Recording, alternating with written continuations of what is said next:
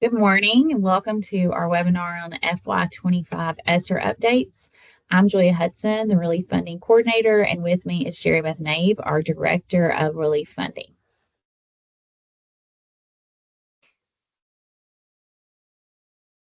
As we start, we always like to begin with a reminder that our work is grounded in the components of Best for All, and we know that ESSER touches each of these areas: academics, student readiness, and educators.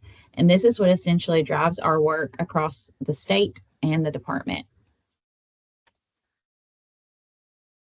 We'll quickly review our agenda for the day. We'll start by talking about the Relief Fund's period of performance, go over options for ESSER 3 closeout. We'll take a look at the ESSER 3 liquidation extension request, as well as the ESSER 3 carryover funding application for FY25. We'll share some monitoring and oversight reminders before we check for understanding and end with some resources and closing. I will turn it to Jerry Beth to discuss period of performance. Thank you, Julia, and good morning, everyone. Our first section this morning is one that we have covered before, but there are continuing questions. We also have some new information because of the liquidation extension requests. So as ESSER 3 is drawing to an end, we want to be sure to cover this information for you. Federal grants period of performance. Uniform grants guidance defines a period of performance as the time in which the grantee may incur obligations for the work of the grant. Grant funds may not be used for materials, supplies, and/or services received outside of that period of performance. Next slide. This is a chart that we have used before during all of our relief funds, but as you can see, we are down to ESSER 3 or ARP ESSER at this point. So as we mentioned before, the liquidation extension, so we do have some new dates to discuss. But as you can see there in the chart, the obligation date, whether you get asked for a liquidation extension or not, will not change. It will be September 30th, 2024. The liquidation date is what may be different. So that will either be December 15th of 2024 or March 15th of 2026.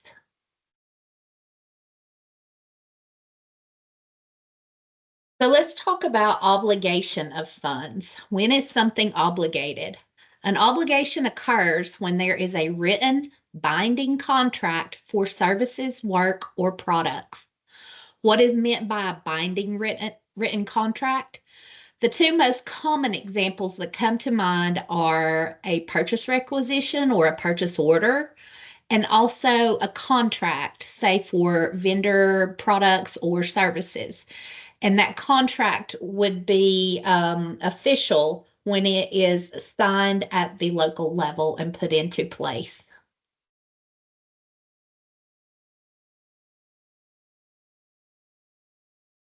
If you've seen our webinars before, you know we have used this chart in the past, and it is one with some good examples for us as to know when something is officially obligated. So you can see some of the examples here: acquisition of real or personal property.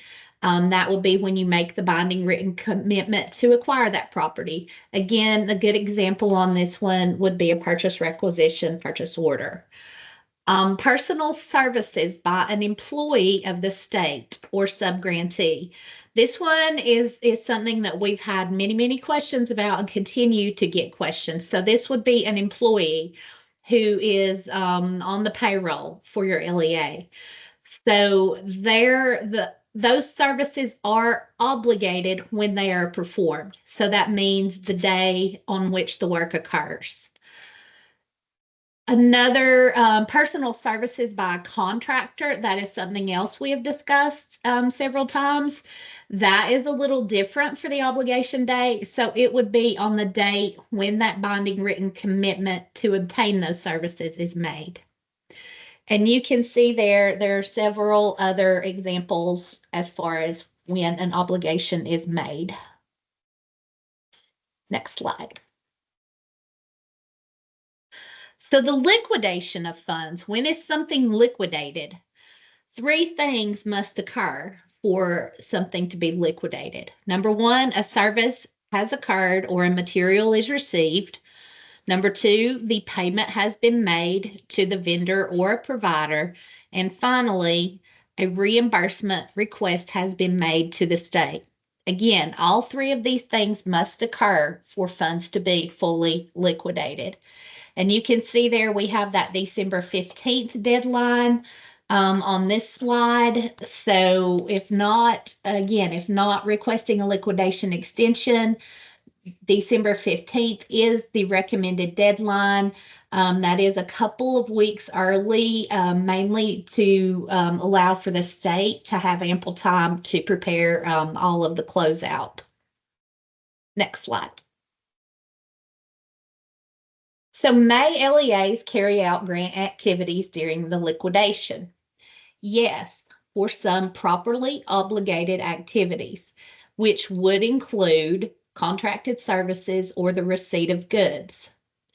The period for delivery of goods and services and the associated payments for those goods and services can extend to the end of the liquidation period, as long as a timely and valid obligation has been made. Next slide. So we'll talk just a bit about extension requests on this slide. May LEAs request an obligation date extension?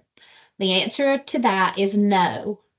ED, meaning the U.S. Department of Education, does not have the authority to change the obligation deadline. That was set in the statute from where these funds originated. So changes in the obligation deadlines would require legislative action. The obligation deadline will remain September 30th, 2024. May LEAs request a liquidation date extension? Yes. ED does have the authority to approve liquidation extension requests for properly obligated funds upon the review of written requests made by the grantee, which is the department, on behalf of itself and its subrecipients, LEAs. So again, these funds must be obligated by September 30th to be considered for liquidation extension request. And it is based on the specific facts and circumstances given of a given obligation and written request from the LEA. And as you can see, we have provided a link at the end of that slide, and that is from the extension letter that was released back in January about the ARP liquidation extension.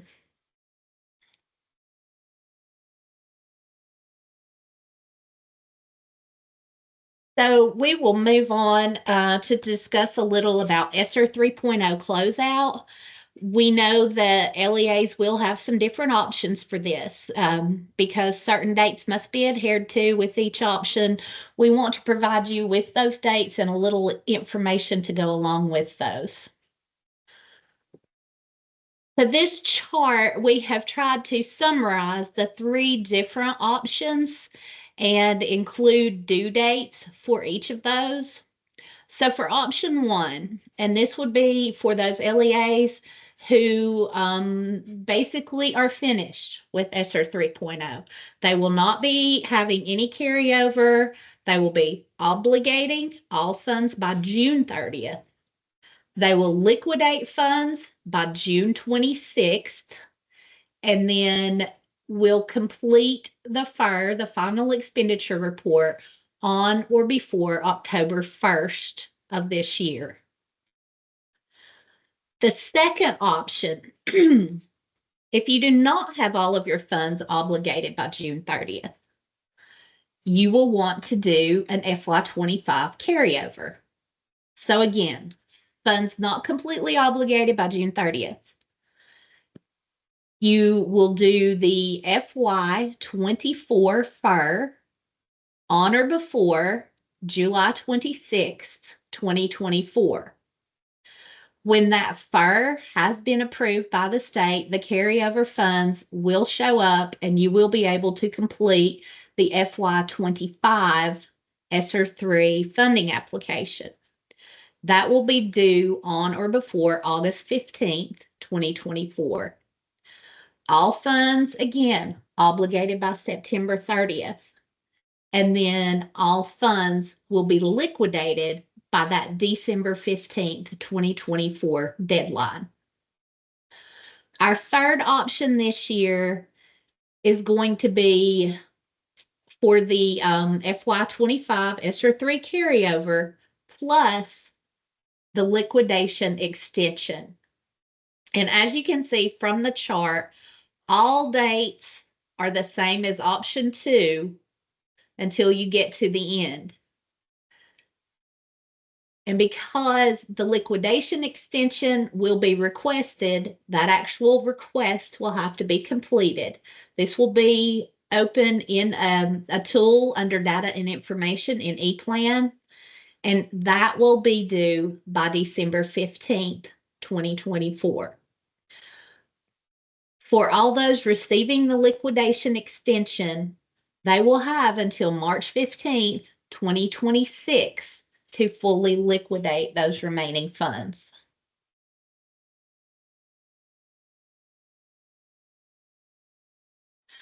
So again, we've got some slides to just go over these three options again. It's basically the same thing that was in the chart. If you are closing out at the end of the fiscal year for FY24, you need to be submitting those budget revisions as quickly as possible and having those approved. You will submit your reimbursement request in a timely manner, have those funds obligated by June 30th, and liquidated by July 26th. The final expenditure report will be available beginning July 1st, but is due on or before October 1st, 2024.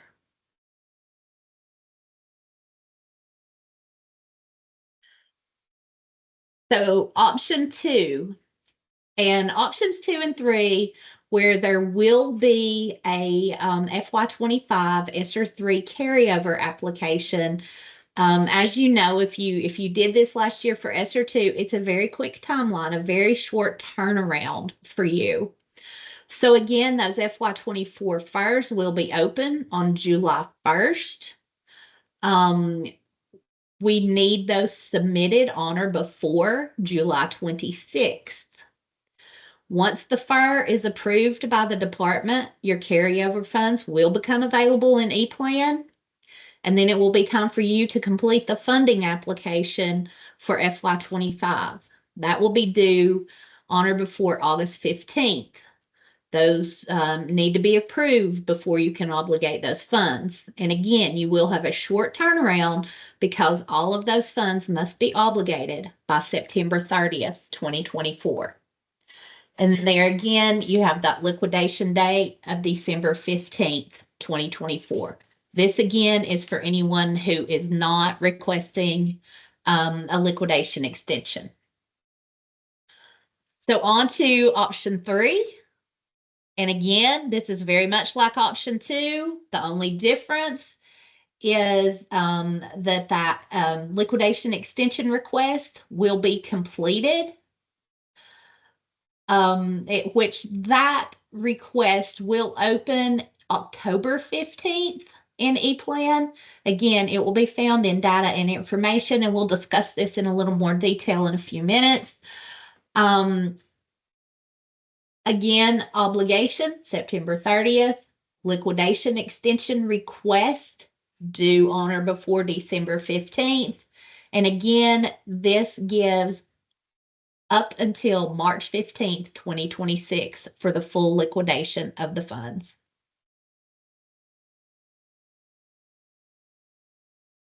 So next, we will discuss the ARP ESSER liquidation extension. We will do a more in-depth presentation about this as we near the time for submission, but we do want to go ahead and share some of the pertinent information with you now. So, liquidation extension. Under this extension, there is an additional up to 14 months if it is approved by the department. So that means that you will have additional time to draw down the COVID relief funds so that your timely obligated activities can be paid. It will also give you time to carry out contracts or other properly made obligations for allowable activities as long as those obligations are made on or before that deadline of September 30th, 2024.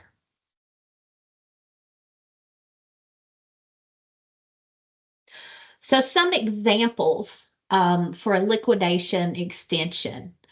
The guidance says that there is additional time to draw down COVID relief funds so timely obligated activities can be paid. Examples of this could be if you had an HVAC project that has been delayed due to some supply issues. Or a bus. You've ordered a bus, but it's not arrived in a timely manner due to supply chain issues. These could be examples where it was properly obligated, everything has been followed correctly, but there has just been some sort of delay in which these services and activities cannot be paid for, which would slow down the liquidation period. So the guidance also says that LEAs will have additional time to carry out contracts or other properly made obligations for allowable activities. Some examples for this would be a contract with a vendor for tutoring services or a contract with a vendor for professional development. Again, these contracts would be written, fully executed before September 30th, and then it is allowable after that time period to carry out the activities and to pay for the activities under the liquidation extension. And as you can see, we have another link on this slide as well, and that is from the frequently asked questions from Ed under liquidation extension requests. There's more information available there.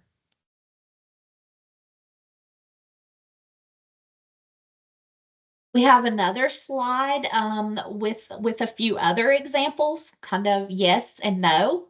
So as you can see under yes, you can do contracts, again, for ongoing tutoring services, ongoing mental health services. You could contract with a non-LEA employee to administer your ESSER programs. You could contract for ongoing professional development services. Also, yes, you can do an extension for the receipt of goods and services. Again, the bus example. You might also be waiting on some final work on a remodel project or installation of HVAC. Those are all examples of items that would be allowable, yes, for liquidation extensions. Things that would not be allowable include employee pay and benefits. So remember, any employee for your LEA may not be paid for any time after September 30th, and a liquidation extension cannot be made for that. Travel is another example in which a liquidation extension would not be allowable, as travel is obligated again when it occurs. So that would include lodging, mileage, or per diem for any kinds of travel. And we have noted also at the bottom of this slide, this also comes from Ed's guidance, that solely needing more time to expend funds is not an adequate justification. Your late liquidation requests must be aligned to specific projects, contracts, or other expenses based on those properly obligated funds.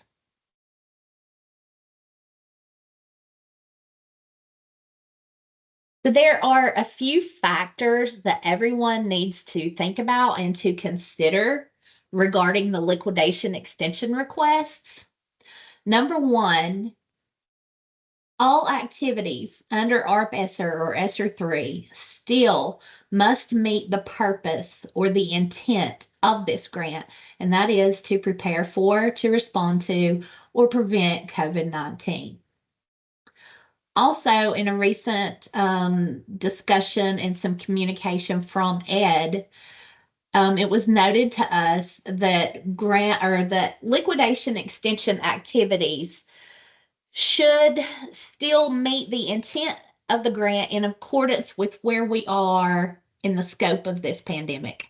For example, activities that promote social distancing or the large-scale purchase of PPE are no longer reasonable, necessary, or allocable at this time.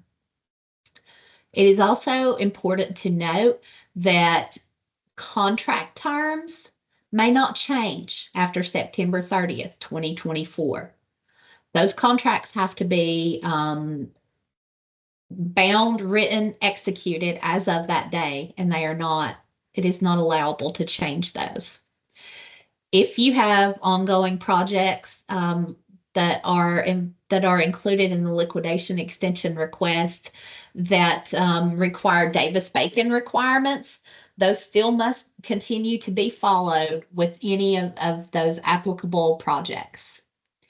And it is also important to note that any LEAs who have a liquidation extension will still participate in all annual data reporting and results-based monitoring activities until all funds are liquidated.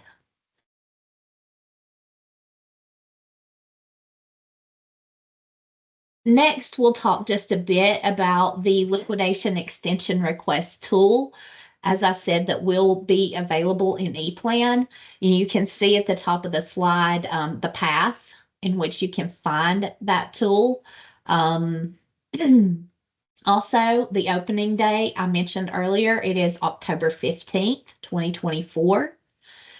The requests must be submitted to the department by December 15th. The department will then make one request to Ed for all extension requests, and this will be submitted by the department after December 15th. So the screenshot on this page shows you the sections of the liquidation extension tool, and we will talk about these just a bit. Next slide. So the you will have a cover page, as always, with the basic contact information for your LEA. And next is an overview and attestation page. This page will include definitions of obligation and liquidation, much like what we had in slides earlier. It will also include that chart of examples as to when specific things are obligated. And then there are assurance boxes at the bottom, and you will be checking the boxes to show, number one, that the information you provide is complete and accurate, and also that anything included in the liquidation extension request has been properly obligated by September 30th.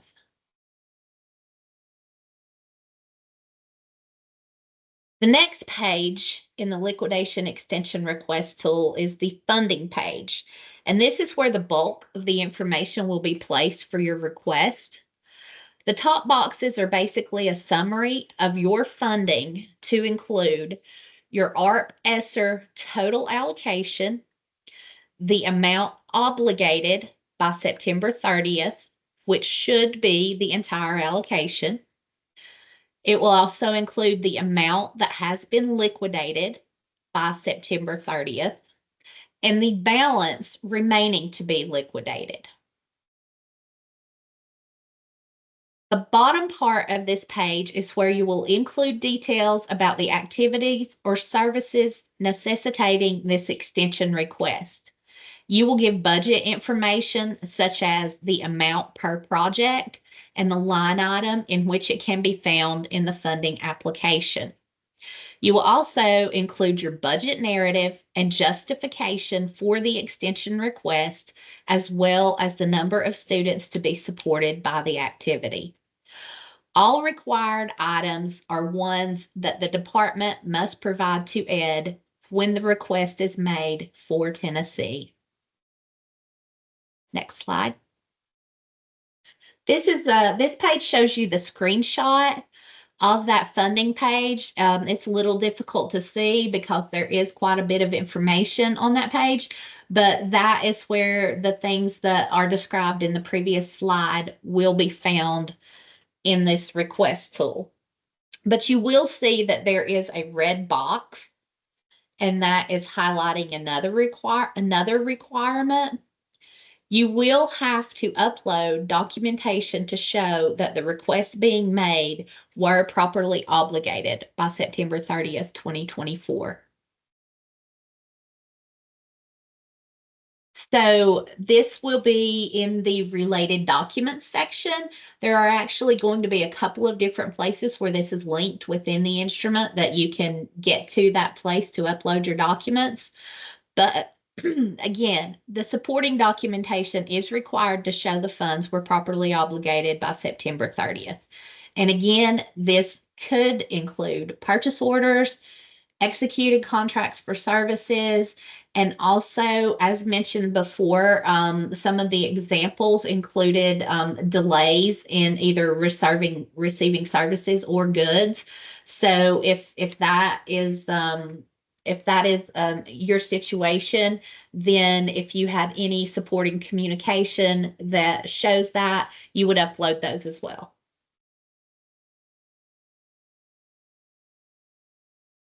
And this slide, again, it shows the related documents section, and it has the link to upload new documents there. There isn't a required number of documents to be uploaded, so it would just be whatever you need to show the proper obligation of funds. Next, I'm going to hand it back over to Julia, who will talk about the FY25 ESSER 3.0 carryover application. Thank you, Jerry Beth. Similar to what was done last year with ESSER 2.0, for the FY25 ESSER 3 carryover application, if there are no changes being made from your FY24 application, then LEAs can carry those narratives and information forward to this year's funding application. If there are changes to projects like your capital projects, construction, and things of that nature, then LEAs need to also ensure that those changes are reflected in the pre-approval. This is something that tends to be forgotten a lot of times because sometimes it's a little difficult for people to find, but this is still located in data and information under 2021. So this is where it has been throughout all of our ESSER funding in that pre-approval request. So if you're making changes within your budget in the funding application to projects that need pre-approval, you should also make sure that those are reflected within the pre-approval request. There is a checklist for LEAs that's linked here. It's also in TDOE resources, and it's helpful if you are making changes for the pre-approval to give you some reminders of where you need to go and what needs to be done. And as Jerry Beth has mentioned, we're going to hammer this, but all funds have to be obligated by September 30th of this year, 2024, and the ESSER 3 board approval forms will be due on or before November 1st. And just as a reminder, we are able to review and approve the funding applications on our ends before you submit the board approval, but those must be submitted by the November 1st deadline. This year, there is a new page for LEAs, an obligation requirements page. So since this is the last year to obligate our ESSER 3 funds, this page gives a quick overview of what it means to obligate and liquidate. Again, we have that chart that we shared earlier. And then LEAs are required to attest to two things. One being that funds are properly obligated by September 30th of 2024. And two, that no salaries or benefits for payrolled employees in the LEA will be paid out after September 30th of 2024. The learning loss set aside, our minimum 20% that is required for each LEA to allocate towards learning loss, still applies in our FY25 carryover. If you received an additional allocation earlier in the spring, that has been added and calculated so that your 20% has been updated. So LEAs that receive the additional funds must ensure that the new 20%, whatever that amount may be, that they are meeting that total for what is dedicated to learning loss. This year, as well as in previous years, LEAs will provide the amount that was expended toward learning loss in the previous fiscal years. So as you can see here, you will need to provide the amount that was expended toward learning loss in FY22, 23, and 24 in this year's spending plan. Your required 20% will be preloaded. You will provide what was spent in the past 3 fiscal years for learning loss, and then the required remaining amount will auto-calculate. One thing to keep in mind is to pay attention to that remaining amount that calculates at the end and ensure that what is tagged to addressing learning loss in the FY25 funding application is equal to or more than what is the required remaining amount. Many LEAs will have 0 required left, but if you do have a required amount that is remaining, whatever is tagged to learning loss should be equal to or greater than that remaining amount.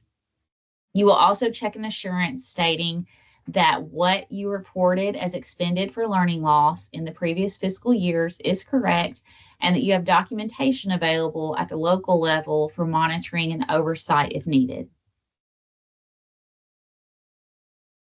So this is just a quick overview on the spending plan page. As you can see, this year we've added FY24. Your total 20% will be listed here. You will provide these 3 amounts, and what is remaining to be spent toward learning loss will auto-calculate.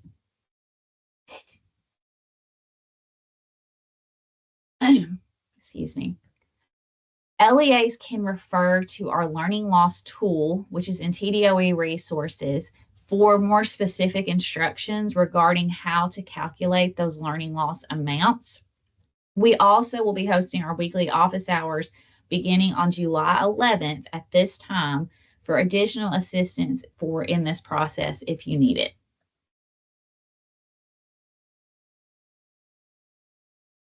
A few things to remember. We have added optional budget tags. These have been there for the last 2 fiscal years, I believe, that align to the 4 main areas of spending within our ESSER reporting tool. So those areas are listed below: addressing health and safety, meeting students' academic needs, mental health, and operational continuity. And so LEAs are able to add those optional budget tags within the budget portion of the funding application to help assist in the process of determining where your expenditures will fit in the ESSER tool in the next year.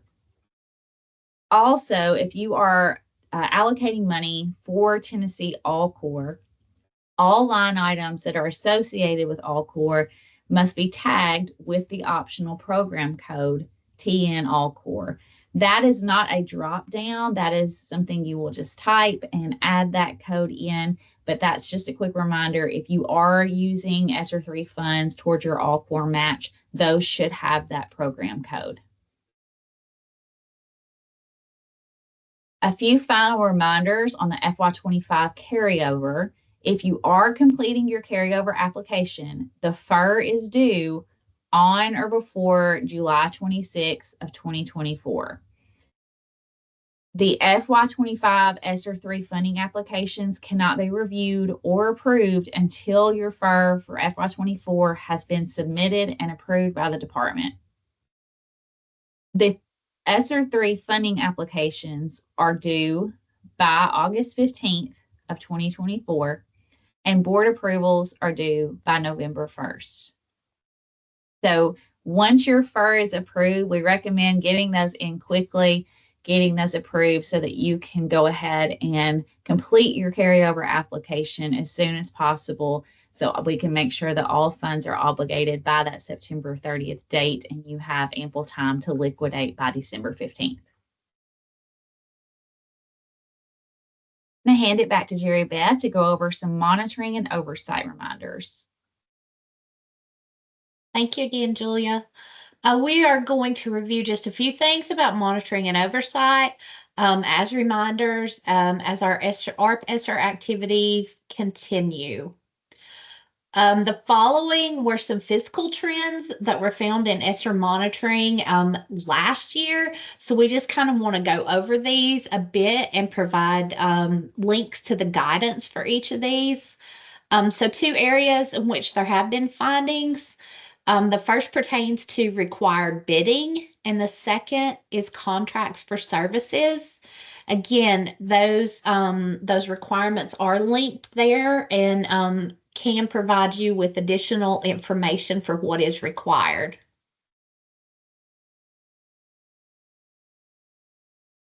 So contract requirements, a benefit of using contracts is the reduction of risk. There you have the code reference where it is found.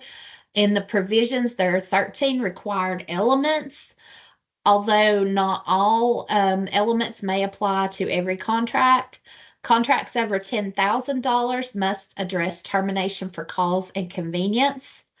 And LEAs must provide oversight to ensure contractors perform in accordance with the terms of the contracts. Another area in which the fiscal team has come across some issues was with LEAs not checking the sam.gov site to ensure that vendors or contractors have not been suspended or disbarred or debarred. Again, the sam.gov, that's the federal system for award management. It's used for the verification for vendors and contractors. It must be checked for transactions or contracts for covered transactions over $25,000. Check for each one. Collect a certification from the vendor that they are in good standing. Add a clause or a condition in the transaction or contract with the vendor or contractor.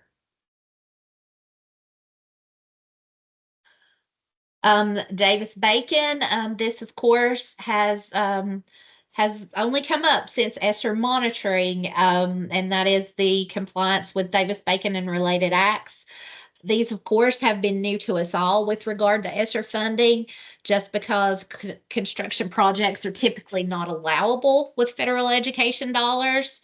Another difficulty that we have with these requirements is that they do not come from the guidelines with which we are used to, but they are from the U.S. Department of Labor Wage and Hour Division. So we will go over these requirements briefly, and we've also linked additional resources within these next slides as well. So Davis-Bacon and related acts applies when construction contracts are paid in whole or part by federal funds.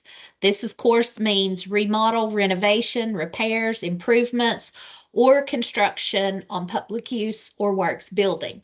And it includes any contract that is over $2,000. Findings that have been seen in previous monitoring activity is, number one, a contractor did not comply with Davis-Bacon. We have linked some information there that does show some things that the contractor does need to do to comply. Another issue has been that the LEA did not secure certified payroll documentation from the contractors before they requested their reimbursements. And this was for ESSER 2 and also ESSER 3. So we'll go over the responsibilities just a bit here. The contractor is responsible to pay prevailing wages for all hours worked. That is based on the duties performed. There is a note that apprentices can be paid less if enrolled in a registered program.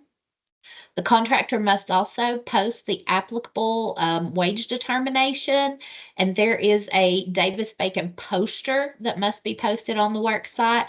There is a link to that poster on that slide. The LEA is responsible to ensure that all the Davis-Bacon requirements are included in the contract. We have a link there that can help you with that. The LEA must also oversee the contractor to ensure compliance. The LEA must collect and retain copies of weekly wage sheets from the contractor and also ensure that that poster is visible at the work site. One last thing we want to mention in the monitoring and oversight reminders is about the ARP ESSER planning addenda. These required planning documents, which include the public plan for remaining funds, as well as the safe return to in-person instruction, which we all refer to as health and safety. As a reminder, those were federally required to be updated at least every 6 months through September 30th, 2023. Although you are not required to update those at this point, you do still have ongoing activities with your ESSER 3 or ARP ESSER funds. So those most recent planning addenda from September of 23 must be publicly posted on the LEA website. So these documents should remain posted through the end of the ESSER 3.0 period of performance. You must also have those translated versions remaining posted as well. And the documents should be in a format that is understandable to the LEA stakeholders and also easily located on the website. Okay, next, Julia is going to go over the check for understanding.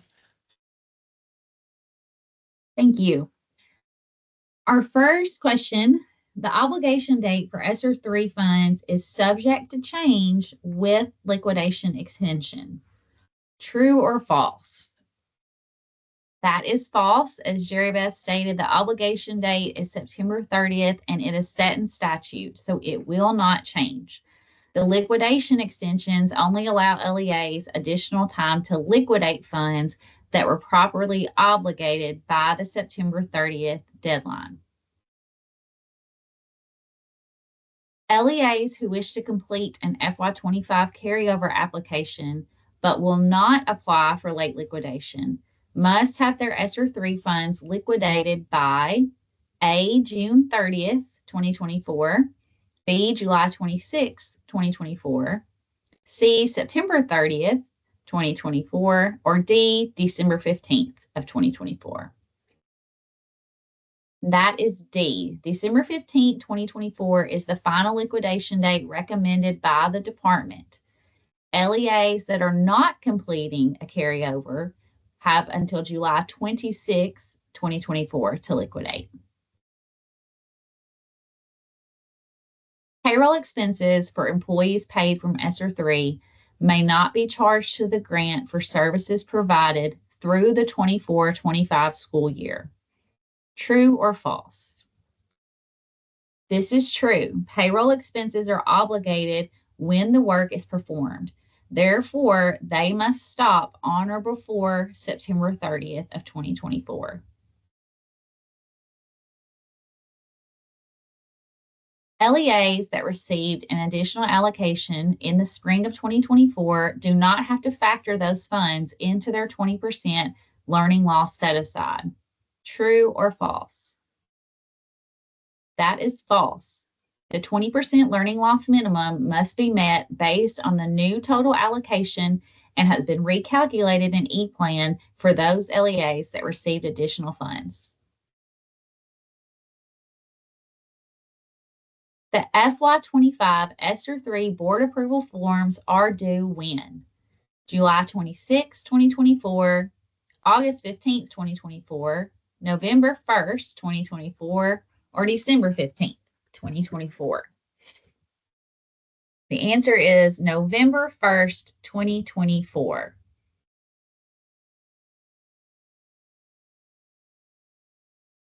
I'd like to share some additional resources with you before we close out. I know there's quite a few linked here.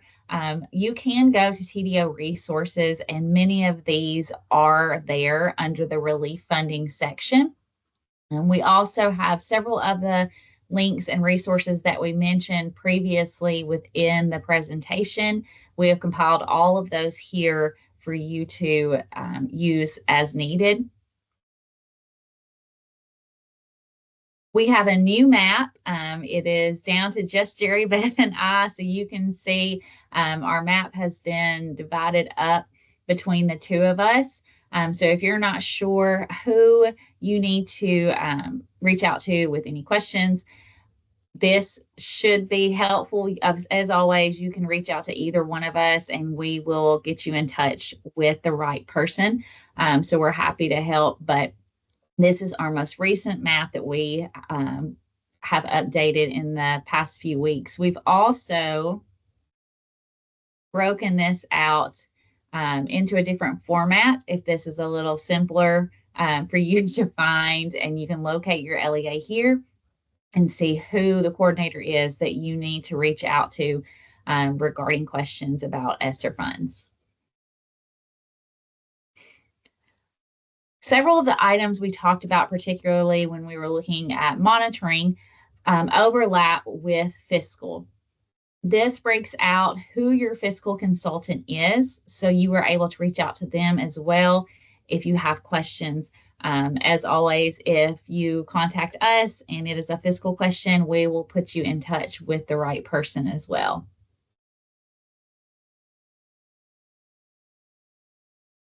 I want to thank you for coming today and attending and listening to this presentation. As always, we would love to hear your feedback. Any feedback is always helpful so that we can continue to improve as we provide assistance to our LEAs. So please share your feedback with us. And as always, if you suspect fraud, waste, or abuse, please contact the number below, or you can submit notifications online through the comptroller's website. Thank you and have a wonderful rest of your day.